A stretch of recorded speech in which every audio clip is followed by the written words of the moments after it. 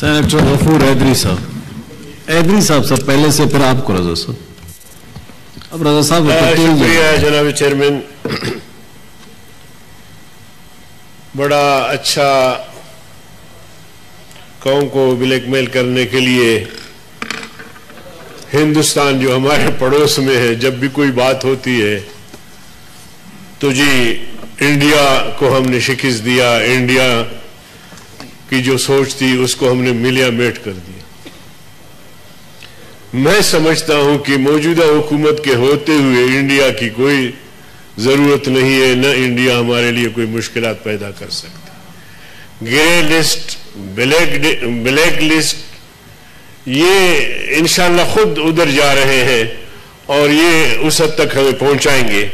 تو قوم کو فکر کرنے کی ضرورت نہیں ہے. ان کے جو کردار ہے، جو ان کے اعمال ہیں، وہ اس طرف قوم کو، ملک کو لے جا رہے ہیں. تو میں نہیں سمجھتا کہ انڈیا ہمیں کوئی مشکل میں ڈال رہا ہے. ہم اپنے آپ کو خود مشکل میں ڈال رہے ہیں. ہمیں یہ بتایا جائے کہ جو بھی قوانین آتے ہیں، جو بھی فیصلے آتے ہیں، یو این او سے آتے ہیں، یو ایس اے سے آتے ہیں، عالمی اداروں سے آتے ہیں، کیا پاکستان کوئی کالونی ہے؟ اگر کالونی ہے، ہمارے حکمران تسلیم کرتے ہیں تو بسم اللہ آنکھیں بند کر کے جو بھی وہاں سے حکم آئے اس کو سر تسلیم خم کر کے اس پر عمل درآمد کریں. اور اگر آپ کہتے ہیں کہ ہم ایک آزاد ریاست ہے، ہم ایک آزاد قوم ہے، ہم ایک آزاد ملک ہے، تو پھر آزاد ملک کو، آزاد قوم کو، آزاد ریاست کو فیصلے ایسے کرنی چاہیے جو ان فیصلوں سے یہ جھلکتا ہو، ان فیصلوں سے یہ تاثر ملتا ہو کہ ہم آزاد ہیں. آزاد قومیں جو ہے وہ اپنے فیصلے خود کرتے ہیں، ان پر فیصلے مسلط نہیں کیے جاتے ہیں. تو اس لیے میں سمجھتا ہوں جناب چیئرمین کہ جب بھی حکومت کی طرف سے کوئی ایسی بات آتی ہے تو وہ یہ سارا رونا روتے ہیں کہ جی ہندوستان ایسا. ہندوستان کا آپ نے کیا بگاڑا؟ ہندوستان نے کشمیر کو ہڑپ کیا، آپ نے اس کا کیا بگاڑا؟ آئے روز ایل او سی پہ جناب والا جو ہے وہ خلاف ورزی کرتا ہے، روز ہمارے لوگ زخمی ہوتے ہیں، شہید ہوتے ہیں. کیا بگاڑا آپ نے انڈیا کا؟ انڈیا کا ایک پائلٹ جو ہمارے جوانوں نے جہاز مار گرایا اور گرفتار کیا، آپ نے 1 سے 2 دن بھی صبر نہیں کیا، بڑے پروٹوکول کے ساتھ انڈیا کے حوالے کیا. تو انڈیا کے سامنے بھی آپ سرنڈر ہو گئے، جھک گئے ہیں، بچ گئے ہیں. تو عالمی اداروں کے سامنے، عالمی اسٹیبلشمنٹ کے سامنے، اور امریکہ اور جناب والا اقوام متحدہ کے سامنے پھر ہم کیا اندازہ لگا سکتے ہیں کہ آپ کی پوزیشن کیا ہو سکتی ہے. تو اس لیے میری نظر میں کم از کم جو مولانا عطا الرحمن صاحب نے جمعیت علماء اسلام کا موقف آپ کے سامنے رکھا، یہاں قانون سازی ہوتی ہے ان اداروں میں، یہاں بل آتے ہیں، یہاں قراردادیں آتے ہیں. حکومت، اپوزیشن، اگر ان کی ضرورت ہے تو ہم مل بیٹھ کے ایک دوسرے کی رائے کو اہمیت بھی دیں، ایک دوسرے کو سنے بھی. اور اپوزیشن سے یہ گلہ ہے ہمارا کہ جو اپوزیشن کی بڑی جماعتیں ہیں وہ چھوٹی جماعتوں سے پوچھتے نہیں ہیں اور اپنی مرضی کرتے ہیں. دیکھیے چھوٹی جماعتیں ہم ضرور ہیں، لیکن کہتے ہیں قطرہ قطرہ دریا میں شود، قطرے سے دریا بنتی ہے.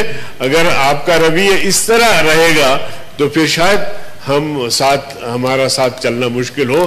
ہم اپنے موقف سے روز اول سے اس حکومت کے حوالے سے، اور جو قومی اسمبلی یا صوبہ اسمبلیاں جو بنی ہیں اس حوالے سے ہمارا ایک بڑا واضح موقف ہے. ہم اس موقف پہ آج بھی قائم ہیں، آج بھی قائم ہیں. ہماری رائے آج بھی وہی ہے کہ موجودہ حکومت جو ہے بدترین دھاندلی کا پیداوار ہے، جعلی اسمبلیاں ہیں، جعلی حکمرانی ہے، اور اس لیے ان سے معاملہ سنبھالا نہیں جا رہا. جناب چیئرمین آپ دیکھیے کہ آدھے کے برابر جو ان کے مشیران کرام ہیں نہ وہ منتخب ہیں، اور پھر ان میں سے آدھے سے زیادہ دوری شریعت کے حامل ہے. تو ان کی صلاحیتیں اتنی ہیں ماشاءاللہ کہ اتنی بڑی پارٹی، اتنی بڑی اکثریت سے اتنا بڑا قومی اعتماد جو کہتے ہیں کہ ہم نے بڑی فتح حاصل کی ہے، اور ان کی صلاحیت یہ ہے کہ ان کے صفوں میں باصلاحیت لوگ نہیں ہیں. کسی کو جناب والا امریکہ سے بلایا جاتا ہے، کسی کو برطانیہ سے، کسی کو کسی یورپ کے کسی دوسرے ملک سے، اور پھر یہ لوگ کابینہ میں بیٹھتے ہیں. جو راز کے امور ہوتے ہیں وہ بھی سنتے ہیں، جو اہم فیصلے ہوتے ہیں وہ بھی اس میں بھی شریک ہوتے ہیں، بلکہ بڑے بڑے اہم مناصب پر وہ فائز ہے جناب والا. تو صلاحیتیں تو یہ ہے. پھر کہتے ہیں جی گرے لسٹ اور جناب علی بلیک لسٹ سے بچنے کے لیے ان بلوں کا پاس کرنا ضروری تھا. تو میں نے شروع میں کہا کہ آپ کے ہوتے ہوئے میرے خیال میں نہ ہندوستان کی ضرورت ہے، نہ اقوام متحدہ کی ضرورت ہے، نہ امریکہ کو کسی کارروائی کی ضرورت ہے. آپ خود ملک کو اس طرف لے جا رہے ہیں. آپ کی معیشت کہاں پہنچی ہے؟ آپ نے یہاں کھڑے ہو کے جو بجٹ دیا آپ نے، اس میں آپ نے خود لکھا، ہم نے نہیں کہا، آپ نے خود لکھا کہ جی ہمارا جو اکانومک گروتھ ہے وہ زیرو پہ پہنچا ہوا ہے. آپ مہنگائی دیکھیں آسمان کو چھو رہی ہے. لوگ سڑکوں پہ نکل آئے ہیں، تاجر برادری اور ہمارے تمام شعبہ زندگی سے تعلق رکھنے والے لوگ سڑکوں پر ہیں. اس کے باوجود آپ کو پرواہ نہیں ہے. تیل کی قیمتیں کہاں تھی، پھر آپ نے کم کر دیا، پھر آپ بلیک میل ہوئے یا ان کے ساتھ شریک تھے، پھر تیل کی قیمتیں بڑھا دی.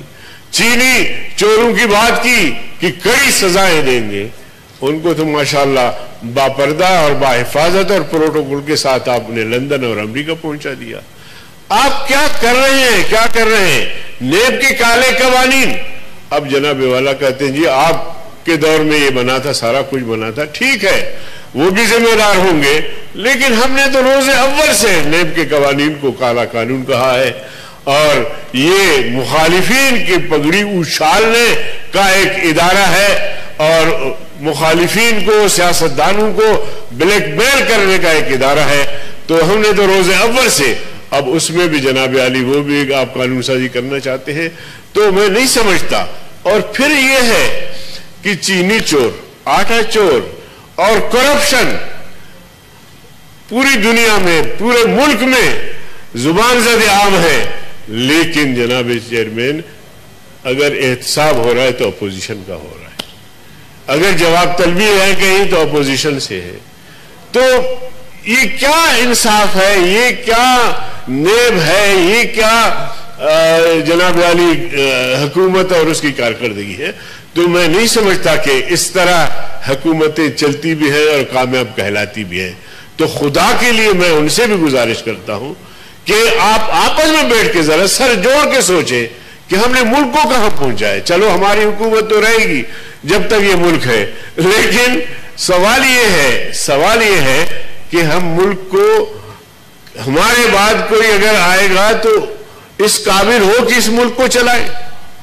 آپ نے اقتصاد کو برباد کر دیا، آپ نے بے روزگاری عام کر دی، آپ نے بڑے بڑے جو پروجیکٹ گزشتہ دور میں شروع ہوئے تھے وہ سارے کے سارے جو ہے وہ رک گئے. میگا پروجیکٹ تھے وہ سارے کے سارے رک گئے. سی پیک رک گیا.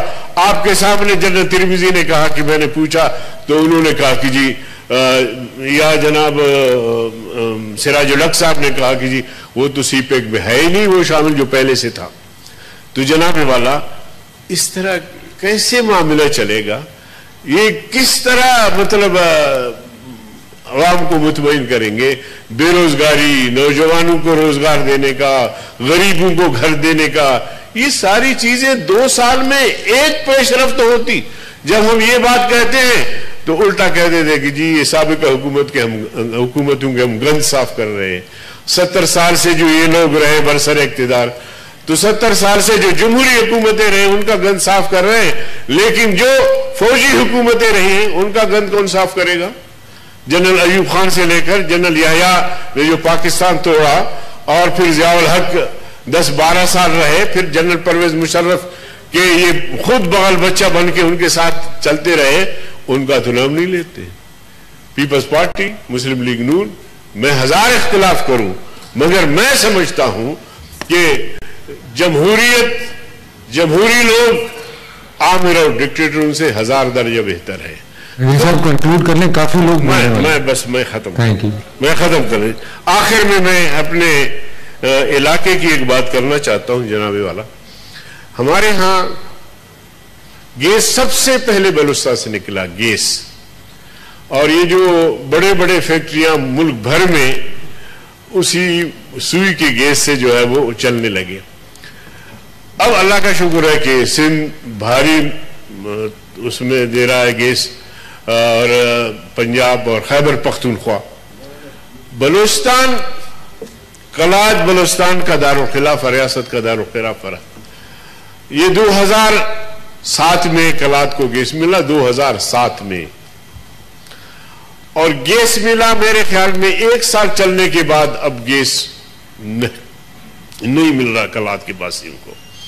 اور ہم نے یہاں کافی مرتبہ اس مسئلے کو اٹھایا، کمیٹیوں میں اٹھایا، لیکن اور کلات تو پاکستان کے سرد علاقوں میں 13-14 تک جو ہے وہ مائنس میں چلا جاتا ہے سردیوں میں کلات۔ اب وہاں گیس نہیں ہے لیکن بل مکمل آتا ہے۔ تو اس حوالے سے بھی میں چاہتا ہوں کہ آپ نوٹس لے لیں۔ اور اس کے ساتھ ساتھ جی پورے ملک میں تقریباً نیٹ کا ایک نیٹ ورک ہے، لیکن کلات میں 5-6 سال سے نیٹ نہیں ہے، 4G یا 3G یہ نہیں ہے۔ اور ہم نے بارہا یہاں بھی اٹھایا اور کمیٹی میں بھی بات کی، آئی ٹی کی کمیٹی میں بھی بات کی، لیکن ابھی تک اس کا کوئی حل نہیں نکلا۔